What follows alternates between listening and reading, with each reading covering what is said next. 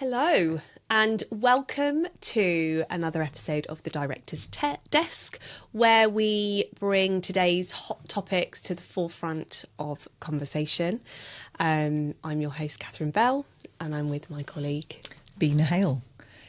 How many have we done of these now, Catherine? Quite a few. We're really enjoying them, actually. I think this is our seventh one. Yeah, wow. And just to remind people, the reason we're doing this, Catherine and I have got probably about nearly sort of 23, 24 years of experience in this space within branding, workforce, talent acquisition, talent management, AI, enablement, and all those interesting things. And I think we've been very fortunate enough to work for some of the biggest brands in the world.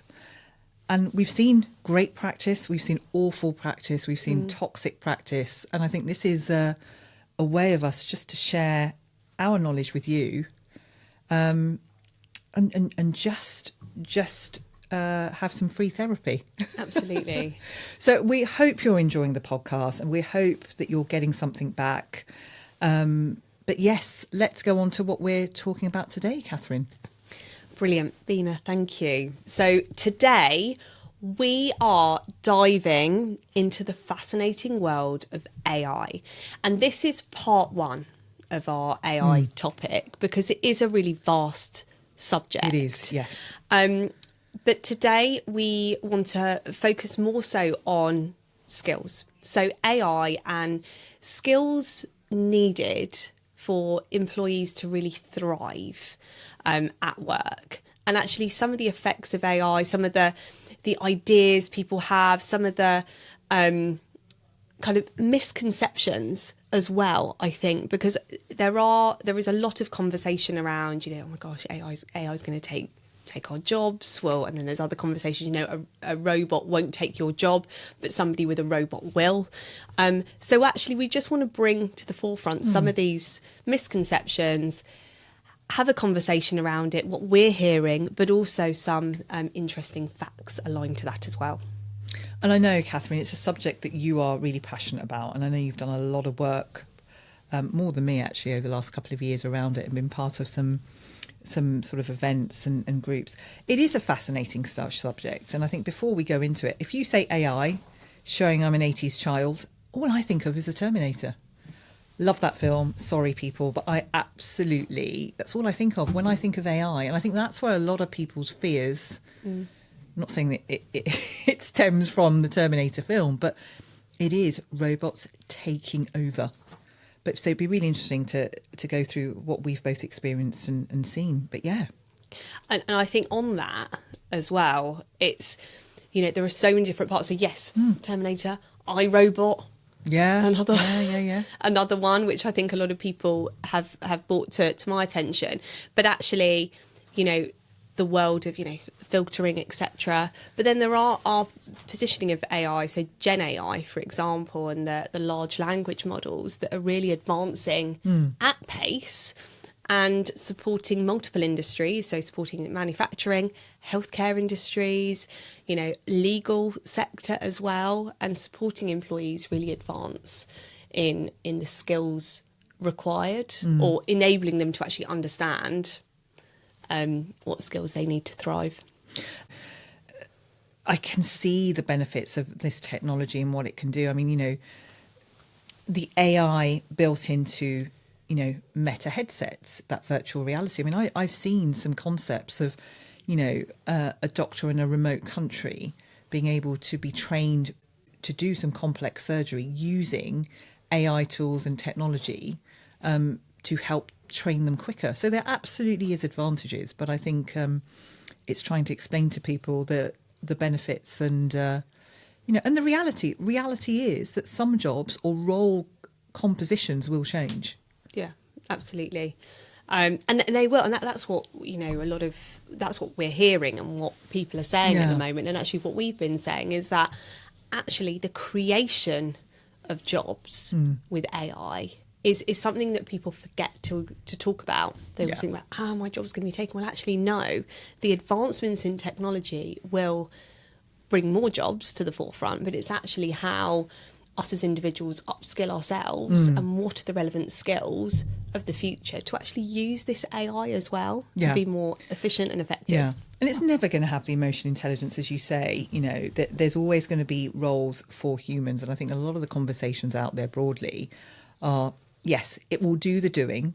What was that statement that you were making the other day that you want, I think you read it somewhere, something about, I don't want AI to do the poetry. I mean, that's a really powerful quote. What was that? Gosh, do you know what? I think it was something. I don't want. I want the AI to load my dishwasher and do my ironing, not write the poetry. Yes. Yeah. Do you remember? Absolutely. So it's that storytelling piece. Yes.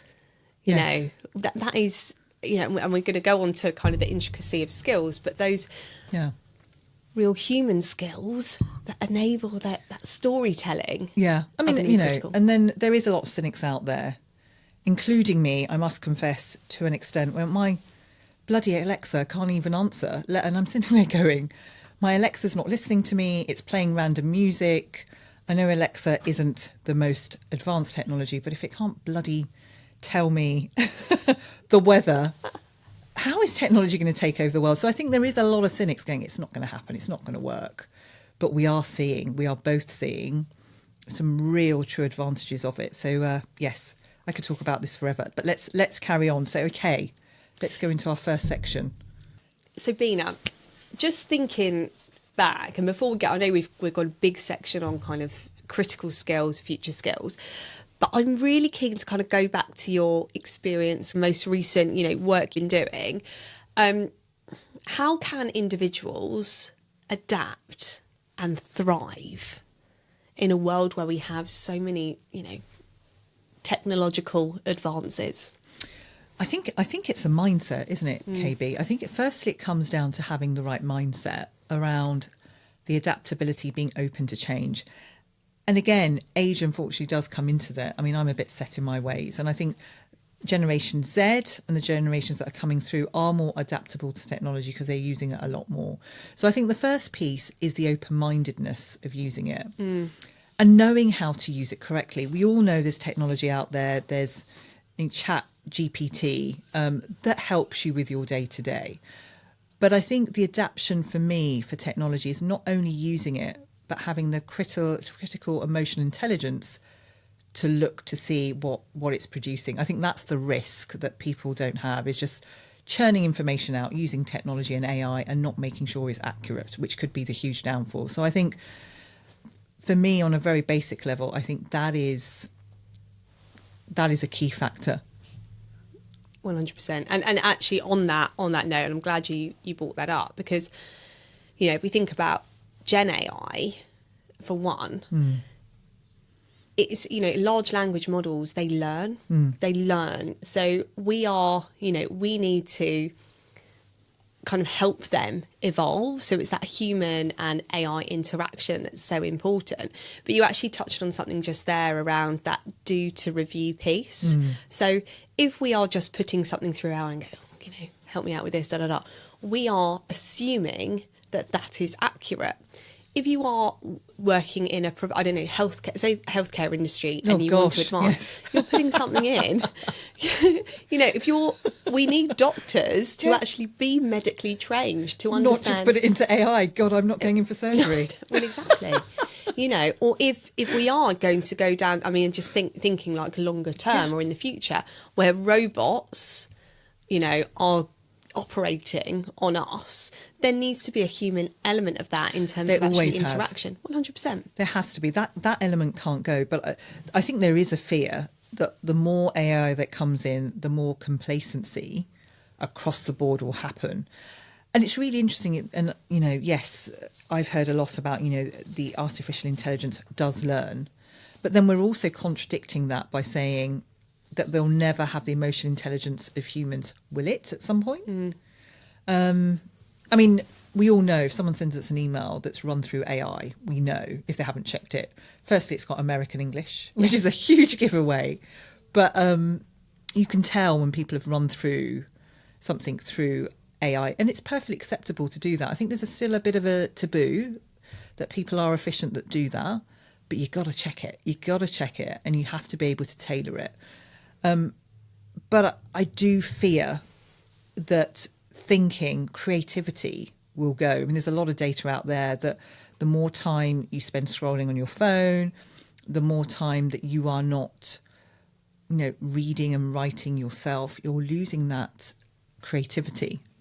And that worries me. I mean, and I'm guilty of it. I mean, I will use it for meetings, etc. So if I can't gather my thoughts and I'm multitasking, I will use it as a bit of a EA or PA to give me an overview.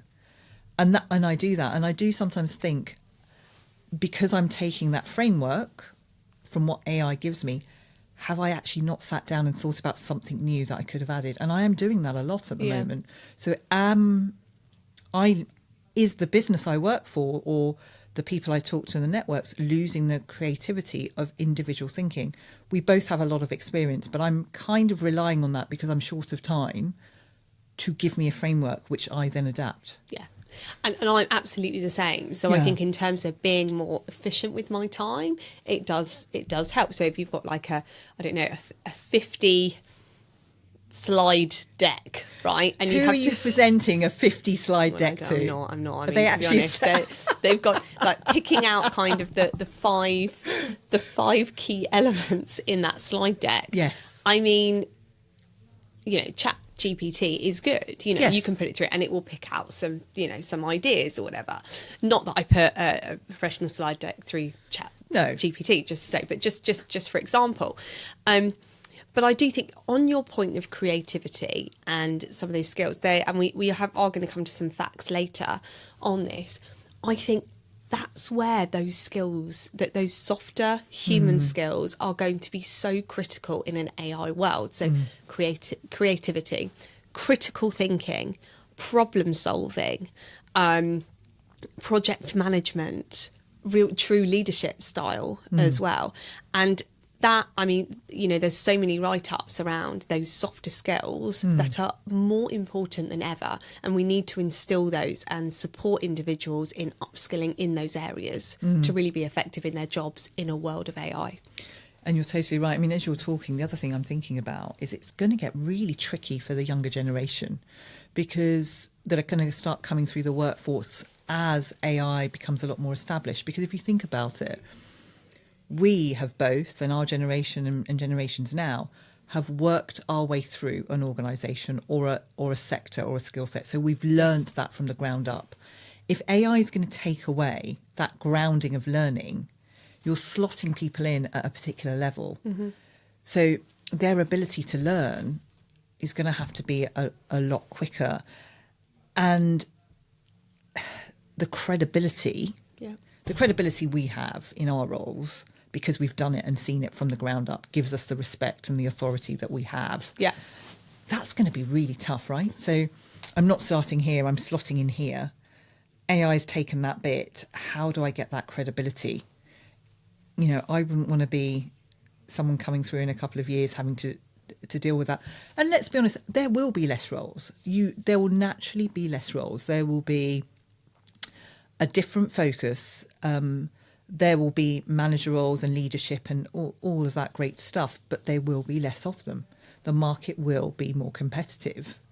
And it's trying to, as you said, assess what are those roles that are going to come in, so we can strategically help our organisations and people to build those skills now. And then I'm just thinking about universities and all of that. Absolutely, that's what I was going to. No, it will do, and I think it's for organisations to really have some commitment and responsibility to understanding what work and tasks will need to be done in the future in a world of AI. So then we can support, individuals coming in from universities actually, upskill more quickly into those particular tasks, because we're going to have, multiple platforms who are going to support us in work being done. But I do think it's, that there's a lot of multiple communications around actually what's right in terms of skills. digital skills, yes. Human skills, yes. We've got the real technical capability. Yeah. So, i.e., if you're working in, manufacturing, if you're working in healthcare industry, if you're working for government as well, how you're going to advance yourself in a world of AI. So, a friend of mine works at a scale-up business, right? And they've mentioned that they've seen in some of the work that individuals do in their business, they've seen a lot of time freed up with, the interactions they have with AI and AI supporting some of the work being done. And that's allowed them to, do a lot more of the commercial stuff, going out, speaking to clients, and actually has been quite exciting for them. So it's kind of brought them more motivation. Like, do you know what? I'm doing the stuff that I want to do Really because want the to do. AI is doing the administrative stuff. So I think there is, with AI as well, there is this sort of cultural shift also, which is, allowing individuals to get to the forefront of what they need to be doing to drive a business forward. That's really interesting. So how can you make sure that your team has the skills and motivation to leverage the potential technology? I think there are a number of key priorities. So firstly, anticipating the future workforce requirements. I think understanding generational changes. We've spoken about that at length, and also the aspirations of those generations for us, for companies, to also attract and retain talent. And I think also the focus on both, do you know what, human skills, and I know I've spoken to so many HR professionals and business professionals, commercial people recently around the human skills and seeing that more so. Digital skills across the workforce as well, and then that real technical capability. So how can you support individuals in your business, upskill more quickly in, the AI advanced world? That's really interesting. I think there's some data around that. So the biggest gaps currently that a lot of talent leaders are seeing in their teams, because, we're not talking about AI's, going to be coming. It's there. It's here now. We've spoken about it. And now they are seeing those gaps where that, as you said, I don't want to say lower level, but the easier time-consuming work is going. It's freeing people up, as you're saying. And the skills that a lot of talent leaders are saying that are lacking right now are sort of project management, data analysis. But the critical human skills, as you say, the negotiation, the influencing, the emotional intelligence to read people, let's not go there, are really lacking. And that is the piece I think that they really need. And a fun fact, recent data reveals that 43% of HR managers think that their companies will face a huge skill gap as AI develops further within the organisation around those areas and other areas. And in addition, more than half of workers personally are expecting for it to impact their roles and industries.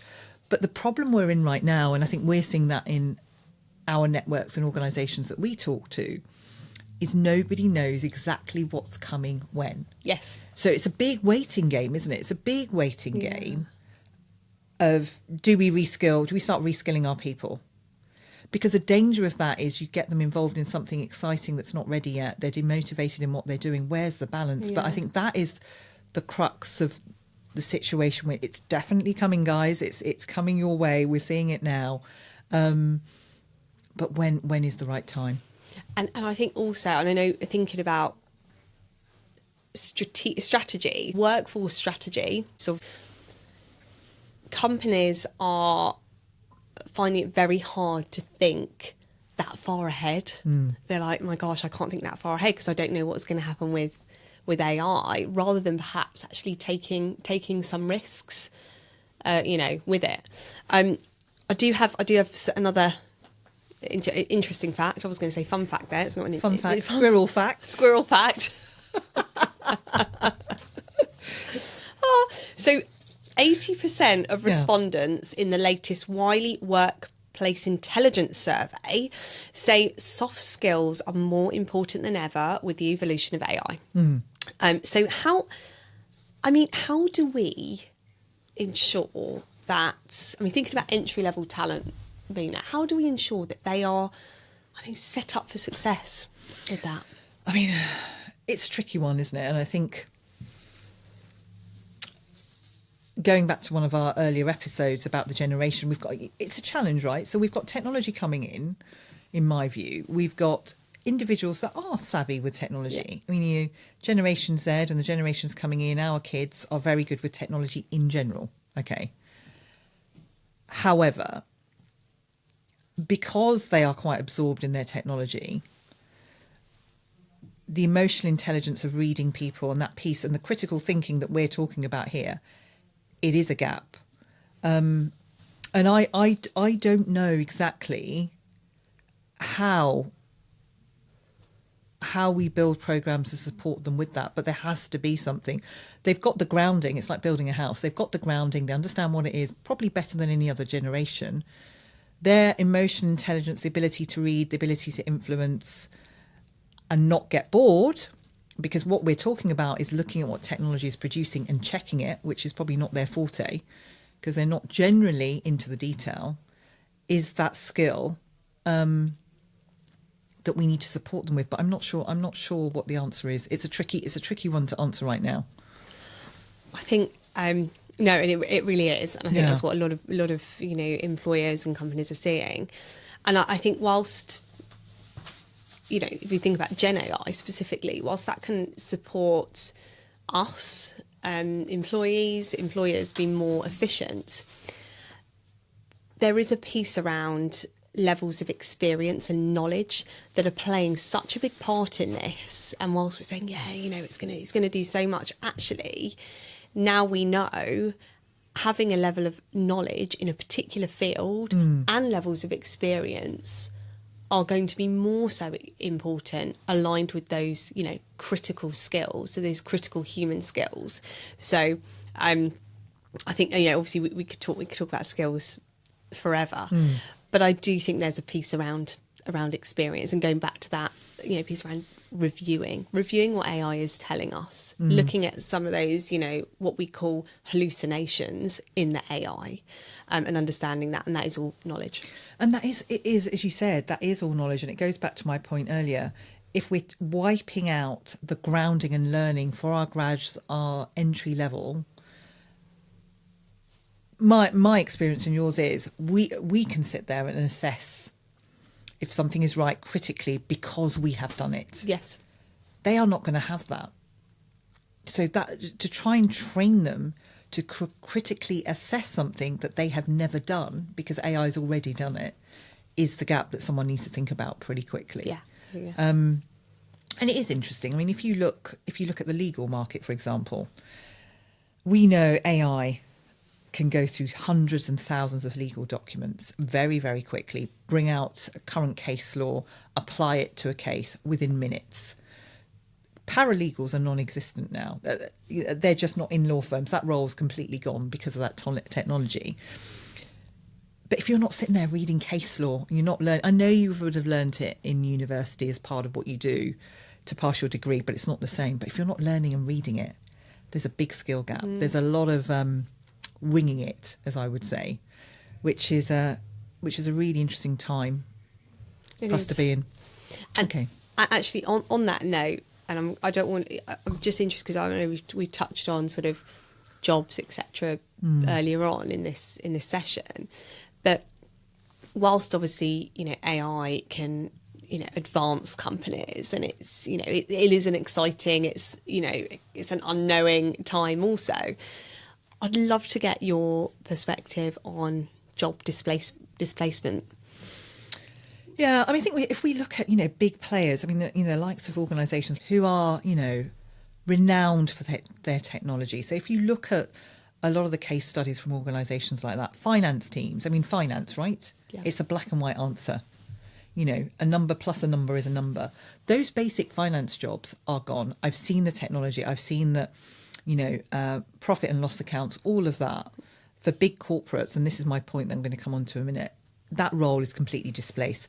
The importance, as you said, for organisations is a commercial finance director that can take that information and completely strategically help the organisation to get to a particular way. Yeah. Counting the numbers is gone. That is a role that's completely displaced. I think, as I mentioned there, within legal or any roles where you're reviewing lots and lots of documents and coming to a conclusion, I think the basic level of that may disappear. Yeah. But there will be a level above that that will critically and analyse if that data works with the market. So I think a lot of those types of roles will move. However, and this is the debate I was having with some of my network recently, it is a costly investment, right? The big corporates can afford to invest. Yeah. But small to medium businesses, and this is where the cynicism comes in from a lot of people, are they going to, the advances they will get in a small business with 50, 100, 500 people, the cost of that, is it worth the investment versus what they will get at the end? So the big corporates, the multi-faceted organisations will have the capital to invest, but the small and medium businesses, will they just carry on as is? Yeah. Because that's an interesting concept as well. So It will is. there be a workforce divide in terms of where it goes? And some organisations will stay in a bubble as if nothing's happened. Hoping, praying, fingers crossed. There was, you were telling me actually the other day, Yeah. you were reading the Harvard Business Review, and they had brought something up about kind of AI not taking jobs. When we were together the other day, you were Yeah. telling me you were reading the Harvard Business Review on their perspective on jobs and what AI can do and what it can't. Yes, pretty much covering what we've just discussed here. That I think a lot of what they're saying is AI will, so if we look at lawyers, for example, so AI will do the grunt work. It will look at the data, it will look at where case law is changed, but you still need the lawyer to pull that together, to analyse it, to represent you in court. I don't think we're going to get to a point where lawyers are going to be on, complete nothing to do, but we're not going to have robots in court representing people, or AI via a screen. So I think what they were saying is, yes, pretty much what we've been discussing, that the basic work, yes, but you will always need that lawyer. You will always need teachers. I mean, there's a view that you won't. You can teach them, but it's that emotional connection with children. Mm-hmm. It's the emotional intelligence. We cannot just have technology. You need, that's what humans are. That's the value. That's the value against AI. But I think it's reinforced that the loading of the dishwasher, as it was, and doing your ironing will be done by AI, but that lawyer will still be needed in court. Yeah, 100%. No, it's a really interesting way of looking at it also. And actually connected to that, Yeah. I've got another interesting fact, or non-interesting fact. No, it is interesting. Did you know that 3/4 of the UK population believe artificial intelligence in the workplace will result in fewer jobs, but 2/3 of current employees believe it will not replace them, according to research by YouGov. Now, I'm pleased that actually employees are thinking, actually, I don't think it will replace them, but maybe they're seeing it that actually my role might change slightly and I might have to do something in addition, but actually the job won't be fully replaced. It's interesting though. It really depends on the job you do. Yeah. I mean, you know how much I'm into cars. I've done I don't know if I told you this before, actually. I've done a tour around the Range Rover factory in Coventry. I bet that was dangerous. A must for anyone that's interested in cars like I am. I was the only female, actually. I went there. My husband paid for it and I went there. You have to pay for the tour. It was a birthday treat a couple of years ago and there's 20 guys and I rocked up and they all stared at me. But the point is, this factory is a bit like the Terminator. It's completely automated. Wow. Okay. There's robots that are just on wheels that walk around. It's really eerie, or roll around with car parts. It's a huge factory. And there's a section where a robot is painting a car. One's putting on the windscreen. And there are very few people just making sure the machines are working. So that's a really interesting piece. But again, my point is, it depends on the job that you're doing. But again, technology doesn't always work. So if we look at, the headlines in the press that a lot of the supermarkets are bringing people back onto the tills because technology isn't working. It's working in terms of commercially for them to save costs, but it's not working for the customers. So there's a big sell from some of the key supermarkets to bring people in because, let's be honest, we go into the supermarket, there's a huge queue for the fast tills. The people who are trying to use the automated tills don't know how to use them. I'm really angry in the background thinking, oh my gosh, and they don't work and there's lots of glitches. So it does depend. Some things have already been tried with technology and AI that aren't working, but it will really depend on how you feel in terms of the role that you do. So if I worked in a factory producing something, there's a strong possibility that parts of my role will change or my role will be completely displaced. But if you're in technology-based roles, Britain is predominantly a service sector. A lot of our roles probably can't move. I can't see AI selling to someone, for example. No, and that it goes back to that whole piece around the emotional intelligence, negotiation, selling skills. So those, what we call softer skills, are more important than ever. I mean, can you imagine Alexa trying to sell you something? No, I honestly, or Google. You're Alexa in your household, aren't you? Everything in my house is controlled by Google, right? And which completely freaks me out. So obviously Google, all the lights are controlled by Google. It's my husband's ambition to have a smart house. And whilst I love technology and I love artificial intelligence, I use it a lot in my day-to-day life. Sometimes I just want to press a switch. You do. I mean, we have become very reliant on it. Alexa will tell me it's sunny outside and I look out the window and it's raining, but I'll believe Alexa. I mean, it's, oh no, okay. It is. I know what you mean. So ours is semi sort of, there's lots of lighting, etc., control the TV, etc. But when it stops working, it's a nightmare. We've become too reliant, I believe. Yes. Yeah.